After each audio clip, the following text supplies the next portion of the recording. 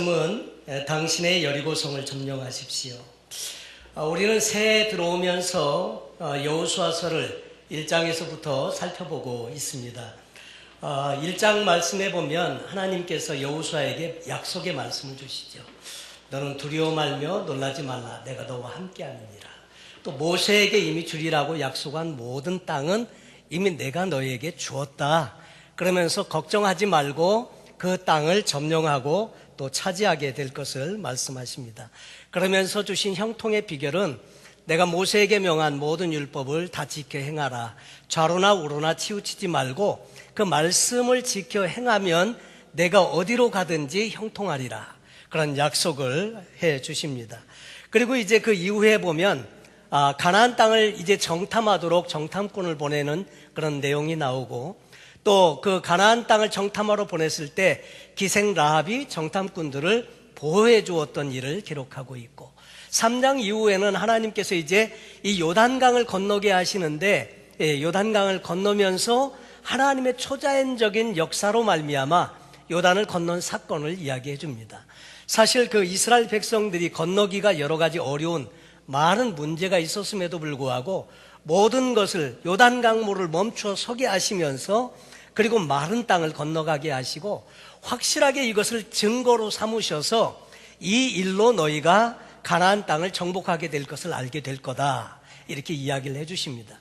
그러면서 강 바닥에서 돌 12개를 취해가지고 길갈로 가져가고, 바깥에 있는 돌을 12개를 가져다가 그 제사장들이 법궤를 메고 서 있던 그 자리에 돌탑을 강바닥에 쌓게 합니다.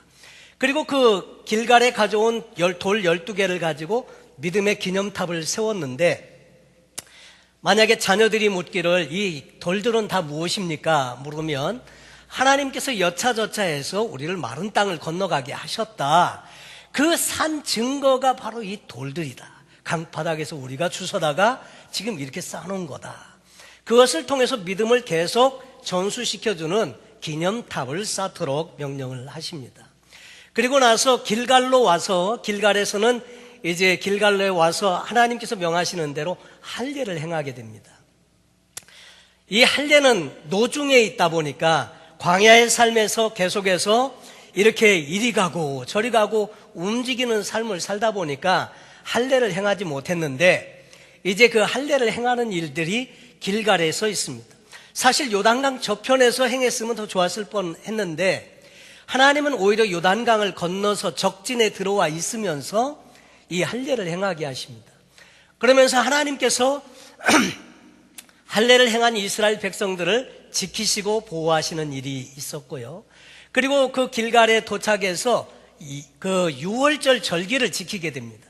그동안 돌아다니느라고 절기를 못 지켰는데 유월절 절기를 지키고 그 땅의 소산을 먹는 일로 인해서 이제 가나안 첫 생활이 시작이 됩니다.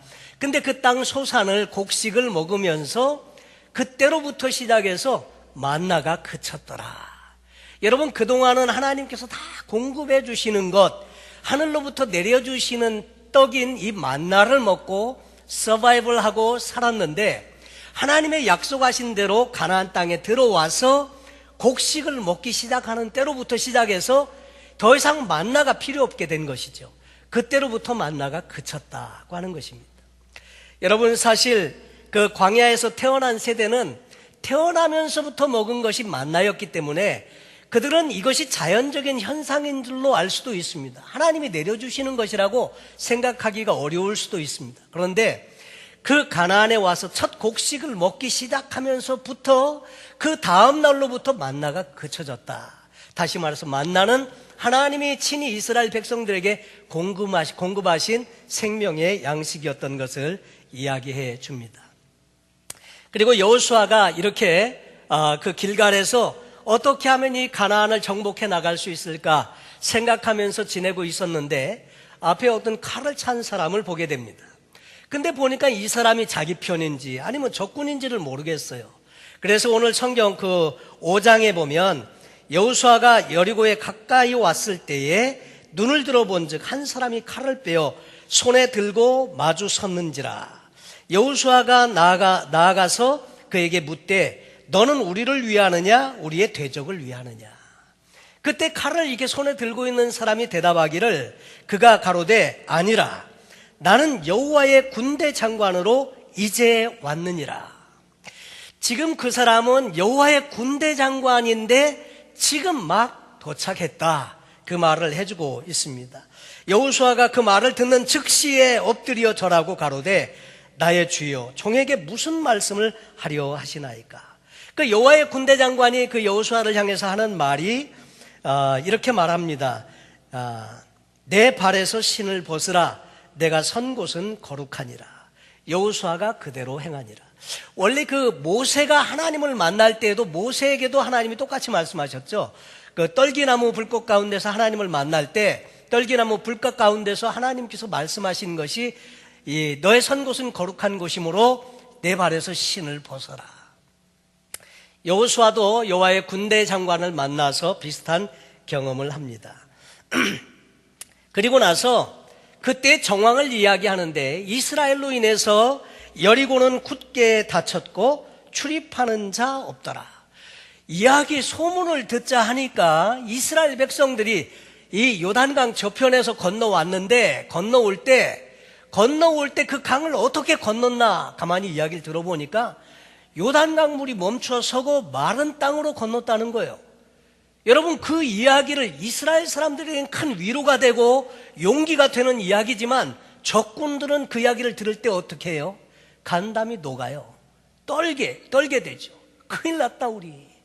하나님 그분이 여호와라는 분이 그렇게 초자연적인 역사를 통해서 이스라엘 백성들을 이 요단강을 건너게 하셨다면 큰일 난 거죠 이제. 그래서 여리고 성은 굳게 닫혔고 드나거리는 사람이 없다. 그러니까 지금 위기 상황이고요, 비상경계령이 내려있다고 하는 상황입니다. 그런 속에서 여호와께서 여호수아에게 말씀하시기를 보라, 내가 여리고와 그 왕과 용사들을 내 손에 붙였으니 너희 모든 군사는 성을 둘러 성 주위를 매일 한 바퀴씩 돌되 엿새 동안을 그리하라. 그러면서 전략을 이제 이스라엘 백성들에게 주게 됩니다. 여러분, 우리는 신앙생활을 하면 신앙의 초기에는 주로 이런 생각을 하게 됩니다. 예수님을 믿고 하나님을 믿으면 우리의 삶에 문제는 없고 우리의 삶에는 하나님이 늘 지키시고 보호하시고 하니까 우리는 그저 평탄대로를 가게 될 거다, 이런 그 생각을 하게 되고 기대하는 그런 부분들이 있습니다. 근데 실상은 우리의 삶에 보면 좋은 믿음을 가지고 있음에도 불구하고 살아가면서 많은 삶의 우여곡절을 겪게 되고 어려운 훈련과 환난의 때를 거치는 그런 경우도 우리의 삶에 종종 있습니다. 때때로 우리 스스로의 힘으로 극복하기가 어려운 그런 난관을 만나게 될 때, 여러분, 그때 우리는 절망하고요, 좌절하고 고민하고 그러면서 살아갈 수가 있는데, 여러분, 그런 부분들이 우리가 만나는, 우리 인생에서 만나는 여리고성과 같은 그런 부분이다 하는 것입니다. 오늘 성경 본문에 나오는 이 여리고성은 가나안 지경 첫 성이고요, 난공불락의 요새였습니다. 근데 이스라엘 백성들이 가나안을 정복하려고 하면 먼저 이 여리고의 문제를 해결을 봐야 되는데, 문제는 이 여리고성이 견고한 성이라 그래서 정복하기가 참 어려운 성이고요, 이스라엘 백성들이 감당하기가 힘든 성이었다고 하는데 문제가 있습니다. 우회하고 갈 수도 있겠지만 여러분, 첫 번 문제부터 우회를 시작하게 되면 그 나머지야 어떻게 되겠습니까? 가면 갈수록 어려운 일들이 많을 텐데, 그래서 반드시 정복은 해야 하는데 정복하기 어려운 성이라는데 문제가 있습니다. 여러분, 오늘 우리의 삶에도 이 여리고 성과 같은 것들이 있는데 이 문제를 극복하고 정복하고 하나님의 은혜로 승리의 삶을 살아야겠는데 이것 때문에 고민하고 이것 때문에 우리가 정말 갈등하는 그런 부분들이 우리의 삶에 여전히 존재한다 하는 것이죠. 자, 그런데 오늘 본문에 보면 이스라엘의 새 지도자인 여호수아와 이스라엘 백성들은 결국 말씀을 보니까 이 여리고성의 문제를 해결을 받다고 하는 거죠. 자, 오늘 그 개인적으로 이 성경에 있는 이야기를 통해서 어떻게 이스라엘 백성들은 이 그 정복하기 어려운 가나안 땅의 첫 성 여리고성을 정복하고 갈 수가 있었을까? 그 이야기를 통해서 오늘 우리도 한 가지로 영적인 교훈을 얻기를 원하는 것입니다. 첫째로 이스라엘 백성들은요, 하나님의 약속을 신뢰하는 믿음을 갖게 되었다고 하는 것입니다. 여호수아서 6장 1절 2절의 본문에 보면 이스라엘 자손들로 인하여 여리고는 굳게 닫혔고 출입하는 자 없더라. 여호와께서 여호수아에게 이르시되 보라, 내가 여리고와 그 왕과 용사들을 내 손에 붙였으니. 하나님의 말씀, 여러분 늘 우리가 하나님의 말씀을 통해서 우리 하나님을 경험하게 되는데, 여리고는 굳게 닫혔지만 하나님은 뭐라고 말씀하시느냐면 이 여리고와 그 왕과 용사들을 내 손에 붙였다, 말씀을 주십니다. 여러분, 우리 인생에도 하나님이 일하시려고 하면 먼저 말씀을 주십니다. 급한 위경에서 하나님께서 우리를 도와주시는 방법도 말씀을 주시는 겁니다. 여러분, 어려운 일이 있을 때 하나님의 말씀을 주시고 그 말씀 붙들고 나가면 하나님이 일하시고 역사하시는 것을 경험하게 됩니다. 여기서도 이 말씀을 주었는데, 이 여리고 성에 대해서 신명기 1장 28절에 이 이스라엘의 정탐꾼들이 한 이야기를 보면 아마 여리고 성에 대한 묘사로 보여집니다. 거기 보면 이렇게 써 있습니다. 그 성읍은 크고 성곽은 하늘에 닿았으며, 다시 말해서 견고하고 정복하기 어려운 성이라는 거죠. 신명기 3장 5절에도 그 모든 성읍에 높은 성벽이 둘러있고 문과 빗장이 있어서 견고하며, 다시 말해서 정복하기 어려운 성입니다. 여러분, 인간적으로 보면 이 성읍의 점령은 처음부터 어렵고 또 힘든 일이었다고 하는 거죠. 그럼에도 불구하고 이 성읍에 도전할 수 있었던 것은 오직 하나님의 약속이 있었기 때문입니다. 하나님께서 하신 말씀, 두려워 말며 놀라지 말라, 내가 땅으로 밟는 모든 땅은 너에게 주었노니, 그리고 이 여리고 성과 그 왕과 그 용사들은 너에게 주었다, 그 말씀을 믿고 그래서 그 여리고 성을 정복할 수 있기 위해서 그들은 이제 싸움을 하게 되는 것입니다. 여러분, 성경은 약속의 책이고요, 성경의 하나님은 약속의 하나님이십니다. 하나님의 약속은 신실하시고 하나님은 약속을 변혁치 아니하시는 하나님이라고 소개합니다. 사람도 약속을 합니다. 그런데 사람은 약속을 잘 지키지 못해요. 그런데 그것은 우리가 마음이 악해서 일부러 지키려고 하지 않기 때문인 경우도 혹시 있지만, 그러나 우리 인간의 그 한계 때문에 약속을 지키지 못하는 때가 많거든요. 약속을 지키려고 한 것인데 내 능력이 안 돼서 내가 또 할 수 없어서 못 지키는 것은 우리 인간의 한계 때문입니다.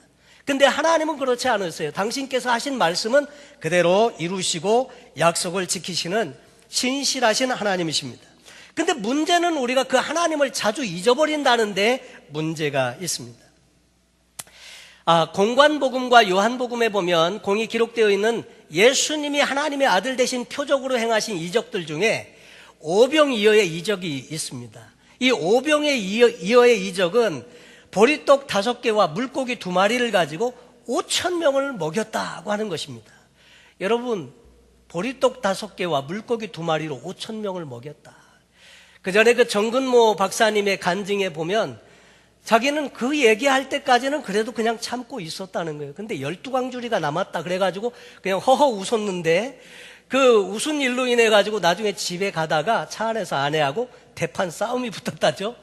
아니, 당신이 목사님이 설교 말씀을 하시는데 그래 웃으면 어떡하냐. 아니, 자기도 안 웃으려고 했는데 5,000명이 먹였다고 할 때는 그래도 참았다는 거예요. 12광주리가 남았다 그랬더니 자기도 모르는 사이에 허허 그리고 웃음이 나왔다는 거예요.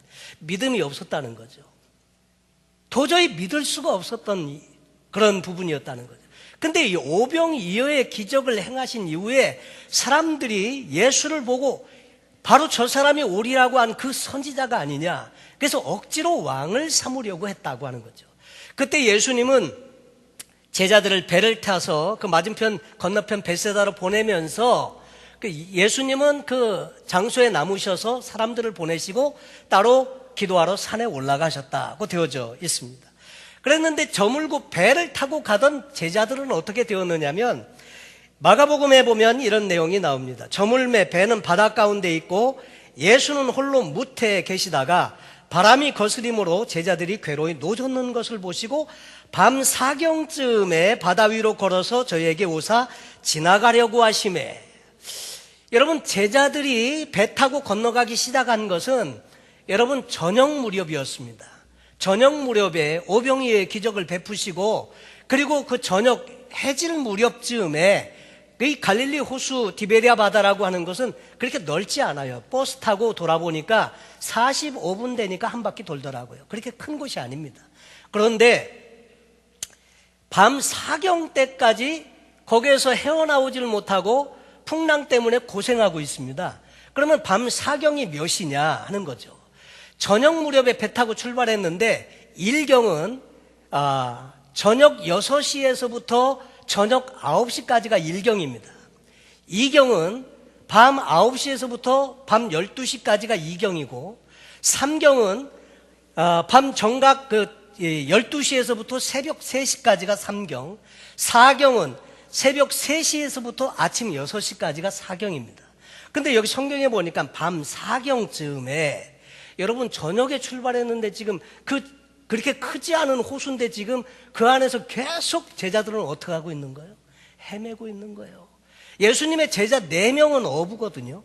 적어도 배 다루는 데는 전문가거든요. 근데도 아직도 이 풍랑에서 헤어나오지를 못하고 고생하고 있습니다. 그래서 저희가 제자들이 괴로이 노젓는 것을 보시고 밤 사경쯤에 바다 위로 걸어서 저에게 오셨다.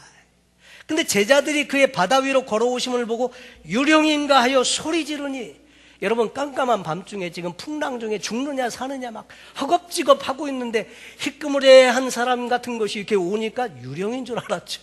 너무 놀라가지고 소리를 지르고 난리가 났습니다. 그랬는데 예수님께서 저희를 보시고 말씀하시기를, 이에 예수께서 곧 더불어 말씀하여 가라사대 안심하라 내니 두려워 말라. 안심하라 내니 두려워 말라. 제자들은 지금 두려워서 떨고 있거든요. 그리고 배에 올라 저에게 가시니 바람이 그치는지라. 제자들이 마음이 심히 놀라니 이는 저희가 그 떡 되시던 일을 깨닫지 못하고 도리어 그 마음이 둔하여졌음이로라. 오병이어의 기적을 베푸신 일은요, 그렇게 시간이 많이 지난 일이 아니에요. 하루가 채 못 지난 몇 시간 전의 일입니다. 근데 오병이어의 떡을 떼어줄 때 그 예수님을 보면서 떡을 누가 떼어줬습니까? 제자들이 떼어준 거 아닙니까? 그러면 떼어주다 보면 이게 계속 떡이 나오는데 그 일을 경험하면서 예수님에 대해서 어떻게 생각이 돼요? 저분은 보통 분이 아니네. 하나님의 아들이시네. 여러분 요한복음에 보면 기적이 7가지, 그리고 I am이라고 소개한 예수님 자신에 대한 소개가 7가지. 다시 말해서 그분은 하나님의 아들이시라는 것을 증명하기 위해서 7가지의 이적들이 나오는데 그 중에 하나가 오병이어였다는 거죠. 그런데 그 일을 보면서 예수님에 대해서 보통 분이 아니시네 이렇게 확실하게 알았던 제자들인데 불과 몇 시간이 안 돼서요 그 예수님을 잊어버렸다는 거죠. 그리고 떡 되시던 일을 깨닫지 못했다. 그리고 그 마음이 둔하여졌다. 그러니까 예수님에 대해서 잊어버리고 다시 한번 또 놀라는 거죠. 여러분, 우리도 그런 경우 많지 않습니까? 우리도 예수님이 내 삶의 구주가 되시고 내 삶을 인도해 가시고 성령께서 늘 내 삶에 함께 하시고 동행하신다는 것을 우리는 믿고 알지만 실제로 풍랑 속에서 문제 속에서 실험하고 하다 보면 그 예수님을 잊어버리고 그렇게 산다는 거죠. 그래서 밤 사경에 물 위를 건너오신 예수님 다시 한번 경험하는 제자들의 이야기를 보게 됩니다. 마태복음에도 비슷한 사건이 있는데 같은 이야기를 기록하면서 베드로의 이야기가 나옵니다. 베드로도 거기서 유령인 줄 알고 예수님을 만났는데 내니 안심하라 두려워 말라. 그럴 때 만일 주시어든 나를 명하여 오라 하소서. 예수님 말씀이 와라. 그래서 그 말씀을 의지하고 물 위를 걸었더니 물 위를 걷는 거예요. 여러분, 물 위를 걸었습니다. 근데 어떻게 해요? 풍랑을 보니까 의심이 생겼습니다. 물속에 빠져갑니다. 그때 자기를 구원해달라고 할 때 예수님께서 손을 내밀어 건지시면서 믿음이 적은 자여 왜 의심하였느냐. 여러분, 우리 예수님을 삶의 중심에 모신다고 살고 있지만 자주 의심이 있고요, 그리고 환경을 볼 때마다 믿음이 약해지고요, 함께 계시는 그분에 대해서 알고는 있지만 실제로 의지하지 못하고 사는 우리 자신의 모습을 자주자주 보게 되더라 하는 거죠. 떡 대시던 일을 깨닫지 못하고 도리어 그 마음에 둔하여졌다. 그 말이 바로 그런 말입니다. 여호수아는 요단강을 건넌 이 사건을 통해서 하나님을 신뢰하는 믿음을 확실하게 가졌습니다. 요단강을 건널 때 물이 넘쳐오르는 시기에 요단강 물을 멈춰 서게 하고 마른 땅을 건너가게 하신 이 일을 통해서 확실하게 이 이스라엘 백성들하고 여호수아는 믿음을 가졌습니다. 그래서 이 믿음을 가지고 이 불가능한 이 정복의 숙제 여리고에 도전을 하게 된 것입니다. 여러분, 만약 여러분과 제가 동일한 믿음을 가질 수 있다면 우리도 여리고, 우리가 경험하는, 우리가 만나는 인생의 문제인 난공불락의 요새처럼 느껴지는 여리고에 정복해 볼 수 있는 그런 또 시도를 할 수 있으리라고 믿습니다.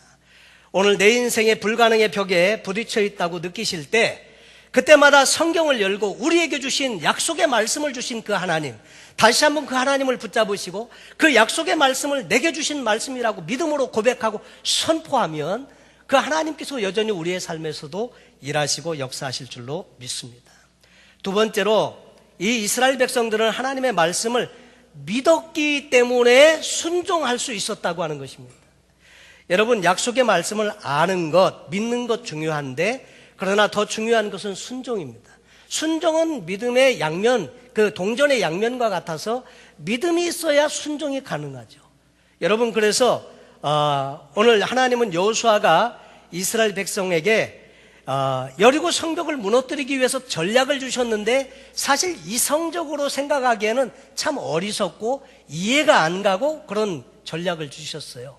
무슨 아이들 무슨 뭐 전쟁놀이 하는 것도 아니고 그 성을 갖다가 매일 한 바퀴씩 돌래요. 그리고 7째 날에는 7바퀴 돌고 와 소리를 지르면 성이 무너진다는 거예요. 여러분, 상식적으로 이게 말이 맞습니까? 지금 이게 말이 이게 이성적으로 잘 맞지 않지 않습니까? 근데 이스라엘 백성들은요, 그 말씀을 순종했더라 하는 거죠.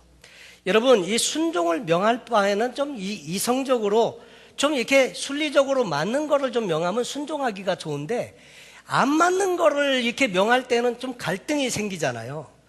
여러분, 그런데 이것은 사실은 믿음의 문제가 그 안에 깔려 있다고 하는 거죠. 이성적인 순종은요, 믿음이 없어도 다 순종이 가능해요. 머리로 계산해 봐서 그 말이 맞는 것 같아요. 그러면 자연히 따라, 그건 순종이라고 안 하거든요. 근데 도저히 이 내 상식으로, 내 이 신앙으로 이게 맞지가 않는데도 말씀이 주어질 때 순종하는 것은 그것이 믿음의 행위가 있다고 하는 거죠.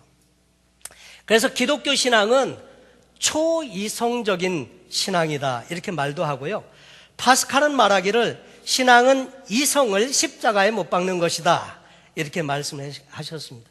이성과 상식을 뛰어넘어서 순종이 가능해야 그것을 믿음이라고 이야기를 하는 거죠.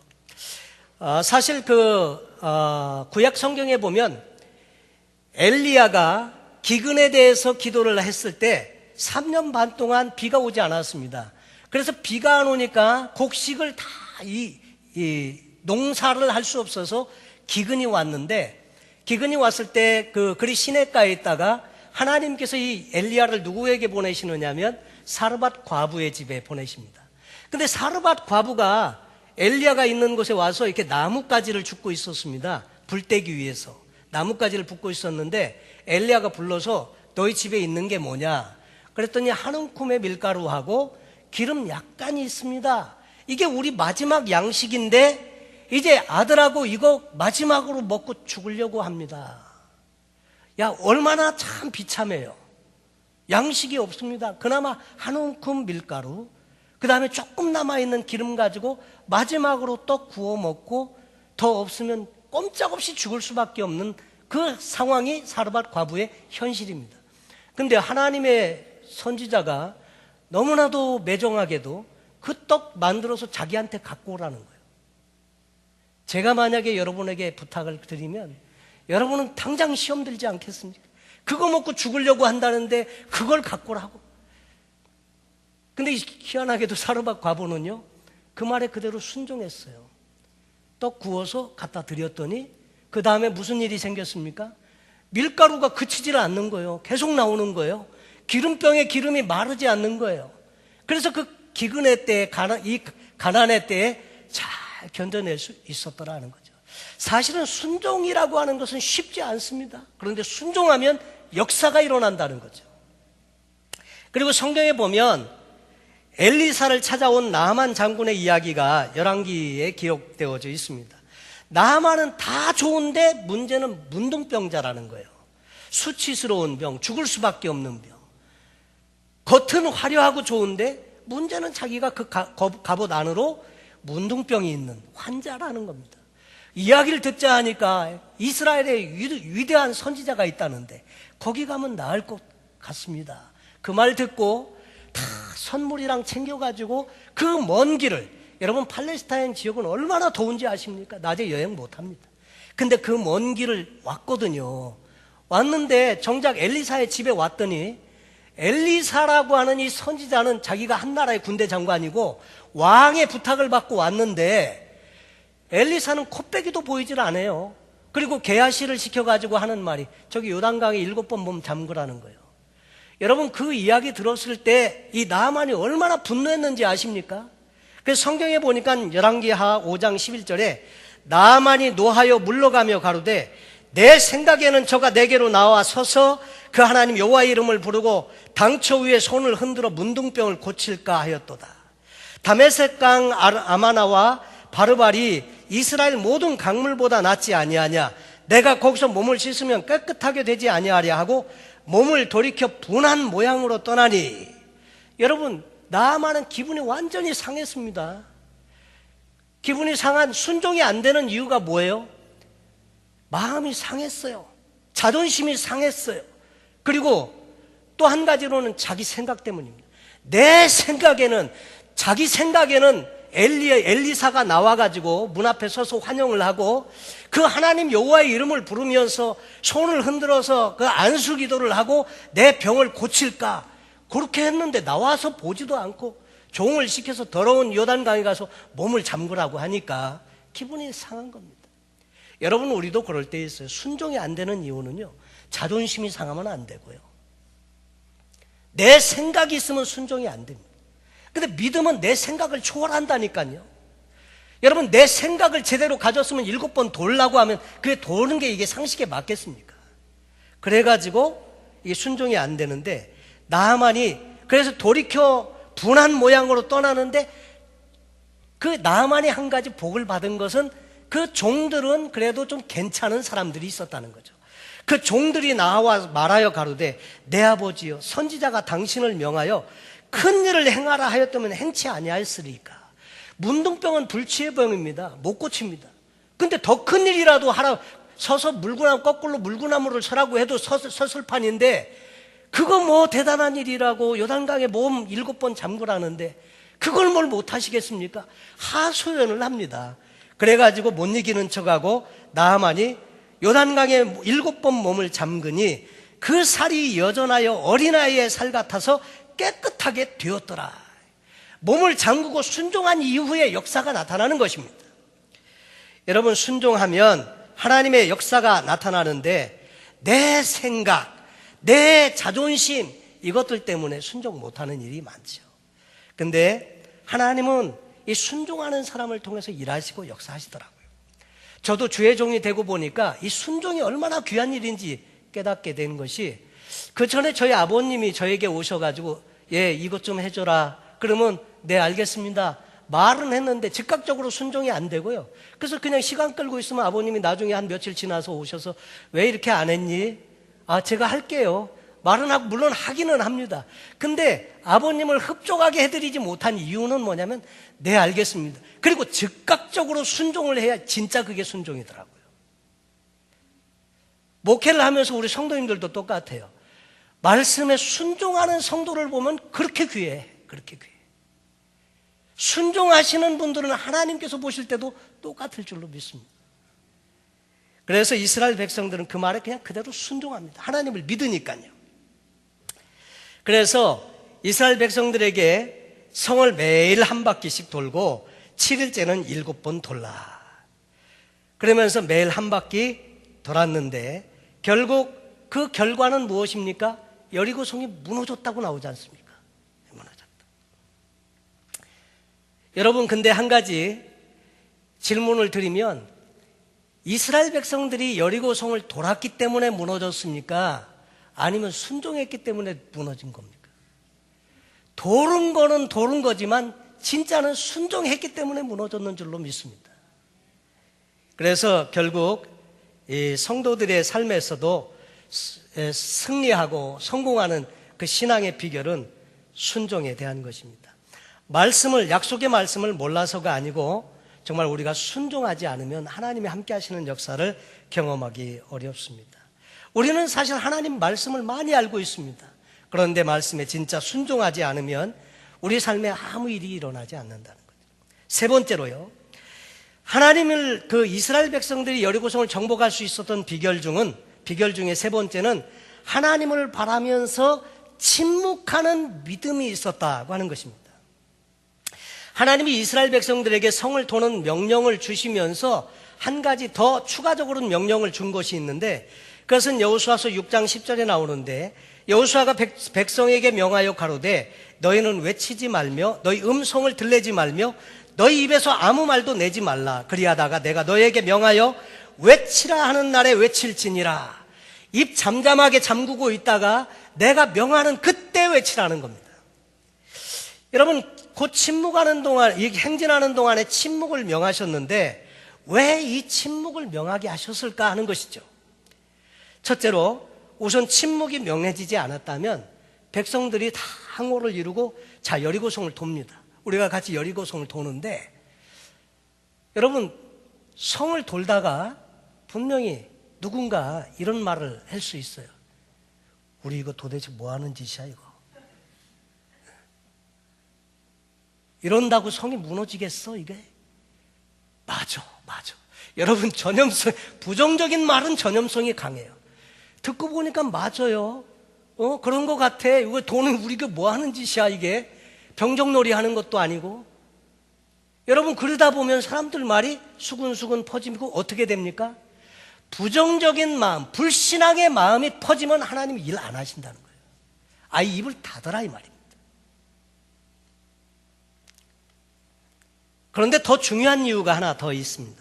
그것은 하나님께서 이 침묵의 시간에 하나님의 약속을 묵상하면서 하나님의 백성들이 하나님을 바라보기를 소원하셨다고 하는 것입니다. 예로부터 진지한 영성을 추구하는 믿음의 선배들이 가장 중요하게 생각하는 신앙의 훈련이 하나 있는데, 그것은 뭐냐면 침묵 훈련입니다. 말을 하지 않고 침묵하는 거예요. 사라 맥로린이라고 하는 분이 이런 말을 했습니다. 하나님의 임재에 들어가는 패스워드가 바로 침묵이다. 우리 시대의 영성운동의 그 스승이라고 말하는 리차드 포스터는 그의 책 기도라는 책에서 어떤 믿음의 할머니의 명언을 거기에 인용을 했는데, 그 할머니의 말이 침묵의 한 복판에는 매우 고요하고 매우 평화로우며 매우 침착한 주님이 계시다. 그러니까 침묵이라고 하는 것, 고요하게 하나님을 바라보는 이것이 하나님의 임재로 나아가는 지름길이고요, 능력을 경험하는 그 놀라운 비결이다 하는 것입니다. 그래서 주님은 이런 침묵의 행진을 통해서 주님과 동행함으로 우리로 하여금 그 여리고를 깨트릴 수 있는 능력을 공급받기를 원하신다 하는 것입니다. 우리가 충분히 침묵했을 때, 주께서 우리에게 소리를 치라 말씀하실 때, 그때는 믿음으로 선포를 하는 것입니다. 그게 할렐루야, 하나님의 역사를 기대하면서 소리를 치라는 것입니다. 여러분, 근데 침묵하는 사람이 무서운 사람입니다. 개도요, 늘 왕왕왕왕 짖는 개는요, 원래 개가 왜 짖는 줄 아십니까? 지가 무서워서 짖는데요. 그런데 진짜 무서운 개는요, 안 짖어요. 어느 집에 신방을 갔는데 그 집에 진돗개를 키우더라고요. 근데 이 진돗개는요, 이렇게 안 짖어요. 이렇게 싹 뒤뜰로 나와가지고 그 리빙룸에 앉아 있는데 한번 싹 이렇게 쳐다보고 싹 들어가요.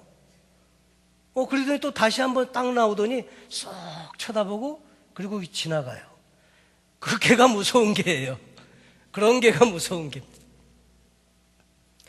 우리도 영성이 쌓이면요, 말이 없는데 이 영성의 수위가 느껴지지 않습니까? 침묵에 들어가면 침묵을 하면서 하나님과 교통하고 그 은혜를 기다리고 하다 보면 영성이 내공이 쌓인다고 할까요? 그래서 그것이 일시에 터져나올 때 하나님의 놀라운 역사가 있게 된다고 하는 것입니다. 사랑하는 성도 여러분, 우리는 인생을 살다 보면 우리가 만나는 여리고가 있습니다. 이 문제 때문에 괴로워하고 이 문제를 해결해야 다음으로 넘어갈 텐데 그 문제를 내가 감당하기는 어렵고 그런 문제가 많지 않습니까? 근데 오늘 이 이스라엘 백성들이 여리고를 정복했던 놀라운 비결은 하나님을 신뢰하고 믿는 것이고요, 그 하나님의 말씀을 믿고 순종하는 것이고요, 그리고 그 침묵을 통해서 하나님의 은혜를 사모하고 기다리다가 때가 찼을 때 하나님의 말씀이 주어질 때 그때 고함을 지르고 함성을 지르니까 놀랍게도 여리고성은 무너졌더라 하는 것입니다. 여러분, 그래서 여리고성이 점령된 것은 하나님 당신이 일하시고 역사하시는 것을 증거해 주는 사건이었다고 하는 거죠. 결국은 결론은 이것입니다. 우리가 하는 것이 아니라 하나님이 함께 하시는, 그분이 하셔야 된다는 것입니다. 여러분, 오늘 우리의 삶에도 여리고가 있습니다. 그 문제를 어떻게 해결하시겠습니까? 하나님이 함께 하셔야 가능한 줄로 믿습니다. 그 하나님 의지하시고 그 하나님 신뢰하시고 약속의 말씀을 믿고 순종하고 내 이성과 상식으로 맞지 않아도 하나님을 그 신뢰하면서 그대로 행하면 하나님께서 때가 찼을 때 외치라 할 때 선포하고 외치고 믿음으로 나가면 하나님께서 일하시고 여리고성을 무너뜨려 주실 줄로 믿습니다. 이런 은혜가 우리 모든 성도님들께 있게 되시기를 예수님의 이름으로 축원합니다. 기도하겠습니다.